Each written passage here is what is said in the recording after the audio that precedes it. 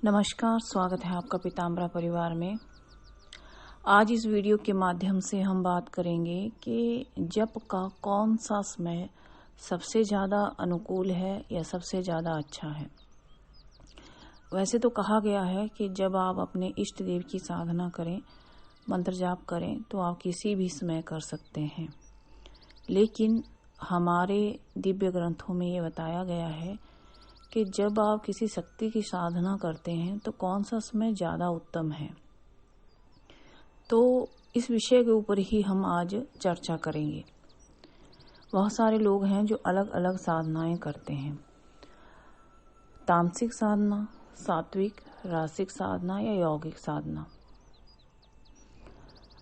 जो तामसिक साधनाएं हैं उनका जप रात्रि प्रधान रहता है, यानी रात्रि में ही उनका जप आपको करना चाहिए 12 बजे के बाद, और आपको 2:30 बजे से पहले यानी 2:30 या 2:45 बजे से पहले ये जप पूर्ण कर लेना चाहिए तामसिक साधनाओं में, क्योंकि उस समय तामसिक शक्तियाँ यानी कि नेगेटिव ऊर्जा ज़्यादा प्रभावशील रहती है।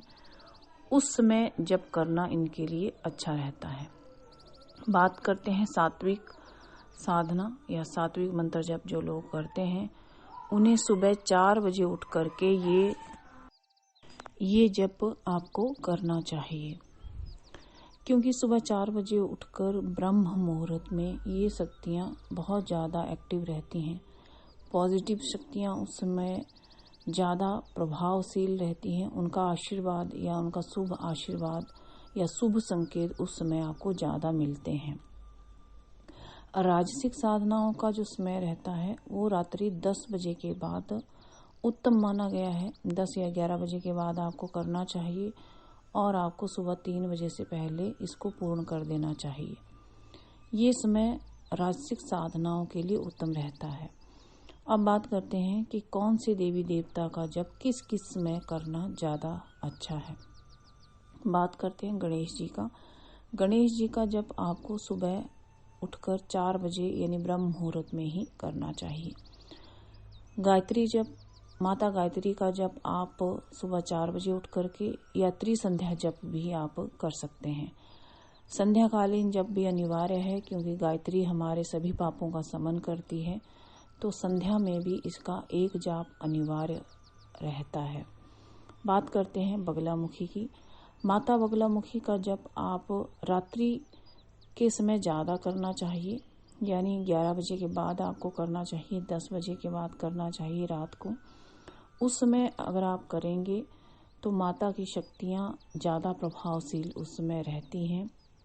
किसी भी शक्ति साधना की अगर आप पूर्ण सिद्धि करना चाहते हैं तो आपको रात को ही करना चाहिए। अगर आप माता बगलामुखी का शुभ आशीर्वाद चाहते हैं, उनकी प्रसन्नता के लिए करना चाहते हैं, तो आप ब्रह्म मुहूर्त में इनका जाप करें, यानी 4 बजे उठ करके। एक प्रश्न ये भी है कि ब्रह्म मुहूर्त किसे कहा गया है।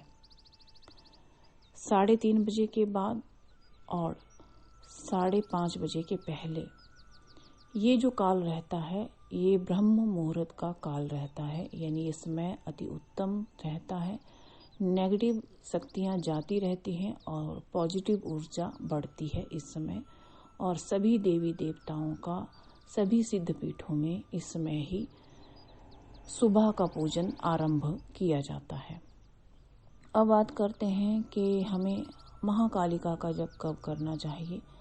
महाकालिका का जप आपको रात्रि 11 और 12 बजे के बीच से ही शुरू करना चाहिए। इसी प्रकार भैरव जी का जप भी रात्रि 11 और 12 बजे के बीच में ही शुरू करना चाहिए। हनुमान जी का जप आप सुबह 4 बजे, 5 बजे या 6 बजे से पहले कर सकते हैं। अगर आप हनुमान जी की सिद्धि चाहते हैं तो आपको रात्रि को ही ये जप करना चाहिए। शनिदेव का जप भी आपको रात्रि को करना चाहिए। अगर आप रात्रि को नहीं कर पाते हैं तो सूर्य उदय होने से पहले ही आपको ये जप करना चाहिए। रात्रि काल में ही शनिदेव का जप कहा गया है, दिन में शनिदेव का जप करना वर्जित है। अब बात करते हैं कि आपको दुर्गा जी का जप कब करना चाहिए या निवारण मंत्र साधना कब करनी चाहिए। नवार्ण मंत्र की साधना त्रिसंध्या भी आप कर सकते हैं, यानी कि सुबह, दोपहर और शाम को। लेकिन जो उत्तम समय है वो सुबह 4 बजे उठकर है, या रात्रि को करें आप तो 9 बजे के बाद भी कर सकते हैं। वैसे कोई भी जप यदि आप करें तो आपको अपने गुरु से जरूर पूछ लेना चाहिए कि हमें कब ये जप करना है। गुरु आपको उत्तम समय बता देते हैं। एक बात कई बार लोग अक्सर पूछते हैं कि रात्रि काल में ही जप क्यों बताया जाता है, अधिकतर साधनाओं का जप जो है रात्रि काल में ही क्यों बताया जाता है, ऐसा क्या है?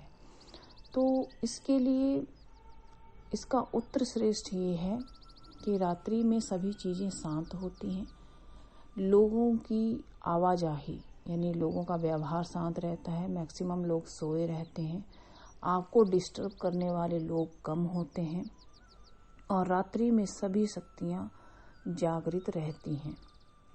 जैसे यक्षिणी शक्तियां हैं, भूत है, प्रेत है, पिशाच है, तामसिक शक्तियां हैं, या जिन शक्तियों की आप साधना करना चाहते हैं वो शक्तियां उस समय ज़्यादा जागृत रहती हैं। जैसे 10 महाविद्या है, षोडशी है, बगलामुखी है, काली है, त्रिपुर सुंदरी है, भैरव है, शनिदेव है।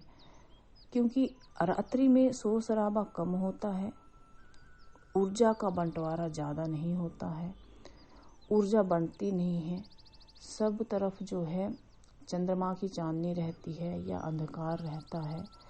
और जब चंद्रमा पृथ्वी के सीध में होता है, जब चंद्रमा पृथ्वी के सीध में रहता है तो पृथ्वी पर चंद्रमा का जो प्रभाव है वो डायरेक्ट होता है उस समय, तो शक्तियां जल्दी सिद्ध होती हैं। इसलिए कहा जाता है रात्रि के समय करें, क्योंकि कोई आपको डिस्टर्ब भी नहीं करता है, ऊर्जा भी ठीक रहती है।